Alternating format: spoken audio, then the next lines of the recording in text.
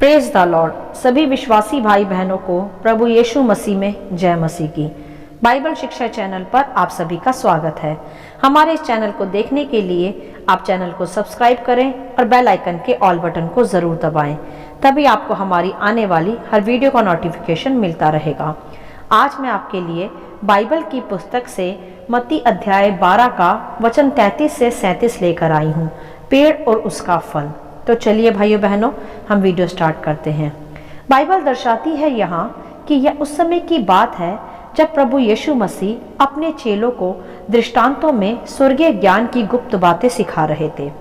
तब प्रभु यीशु ने वहाँ एक पेड़ का दृष्टांत अपने चेलों को सिखाया और कहा कि यदि तुम पेड़ को अच्छा कहो तो उसके फलों को भी अच्छा कहो, या पेड़ को निकम्मा कहो तो उसके फलों को भी निकम्मा कहो, क्योंकि पेड़ सदा अपने फलों से ही पहचाना जाता है। हालेलुया।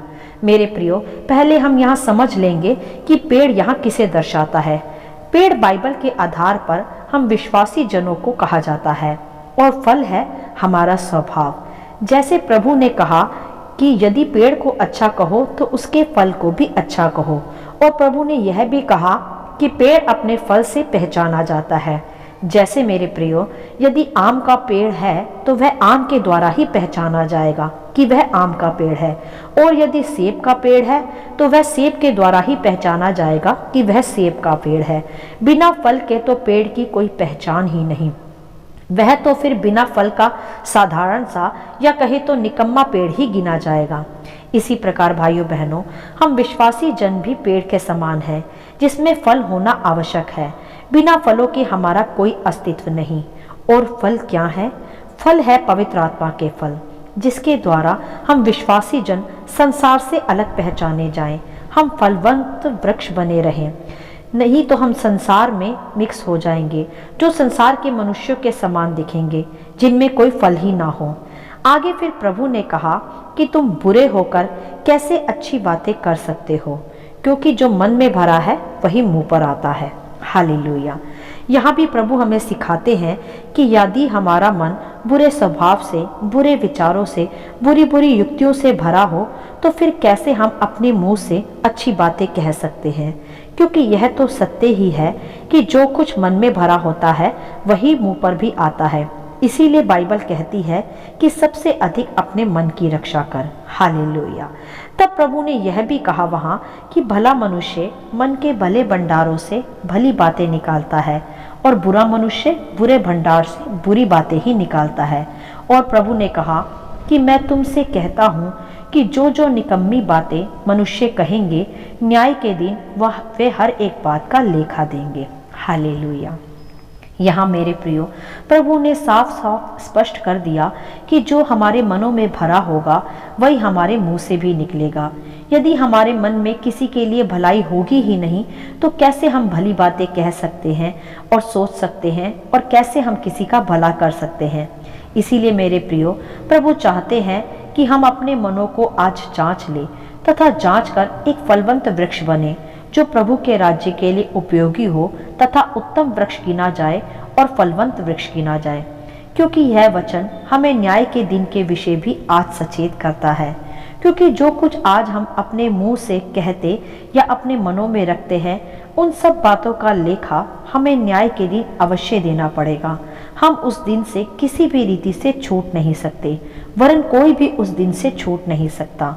इसीलिए मेरे प्रियो, हमें मसीह जीवन में बहुत ही संभल कर सदा यहोवा का सच्चा भय रखते हुए चलने की आवश्यकता है, और अपने मुंह की सदा चौकसी करने की भी आवश्यकता है, ताकि हम न्याय के दिन पिता परमेश्वर के सामने निर्दोष ठहरे जा सकें।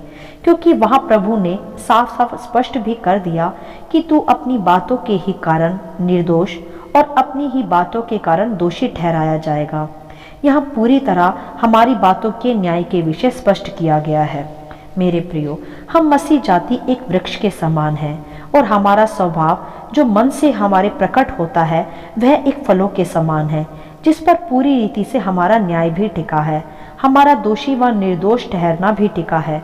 तो यह कितना आवश्यक है कि हमें हमारे मन के विचारों को कितना शुद्ध रखने की आवश्यकता है, कितना हमें अपने मुंह के शब्दों की चौकसी रखने की आवश्यकता है, ताकि हम न्याय के दिन निर्दोष ठहर सकें।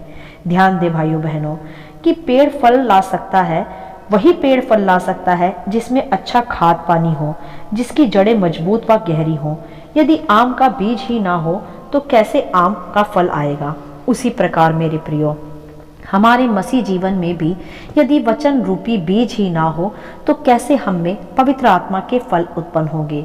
यदि हम संसारिक बातों से खुद को परवरिश देते रहेंगे, खुद को संसारिक बातों में उलझाकर रखेंगे, तो हम में से संसारिक फल ही उत्पन्न होंगे, जैसे क्रोध, झगड़ा, डाह, बैर, निंदा, लोभ और इसी प्रकार की बुरी बुरी बातों के फल हम में उत्पन्न होंगे। और यदि मेरे प्रियो हम खुद को वचन रूपी, प्रार्थना रूपी खाद पानी से परवरिश देंगे तो हम में निश्चय ही पवित्र आत्मा के फल उत्पन्न होंगे, जैसे प्रेम, संयम, धीरज, करुणा, नम्रता, कृपा, मेल इत्यादि। और यदि वचन रूपी भोजन हम निरंतर ग्रहण करते रहेंगे तो हमारा मन खुद ब खुद ही शुद्ध रहेगा, और हमारे मन के शुद्ध होने के कारण हम भली बातों को ही अपने मुंह से भी बोलेंगे। परंतु यदि हमारी संगति संसारिक बातों में लगी रहेगी, हमारा मन उन्हीं संसारिक बातों में उलझा रहेगा, तो इसी कारण हमारे मन में भी बुरी बुरी बातों को भरता जाएगा, और ना चाहते हुए भी जो हमारे मन में होगा वही हमारे मुंह पर भी आएगा। और इसी चाल चलन के कारण, ऐसी ही बातों के कारण हम न्याय के दिन दोषी या निर्दोष ठहराए जाते हैं। तो मेरे प्रियो, वह पेड़ बने जिसमें उत्तम उत्तम फल हो, क्योंकि फलों को देखकर ही पेड़ की पहचान की जाती है। इसी प्रकार एक मसीह जीवन की पहचान भी उसके स्वभाव के, चाल चलन के फलों के द्वारा की जाती है, पवित्र आत्मा के फलों के द्वारा की जाती है। ऐसी ही पहचान हमारा स्वर्ग में न्याय करेगी। हमें स्वर्ग में हमारे फलों को देखकर ही पहचाना जाएगा। पवित्र आत्मा के फल हम में होना आवश्यक है। ये एक सिद्ध मसीह जीवन की पहचान है। हम संसार के फलों से अपने आप को नहीं भर सकते।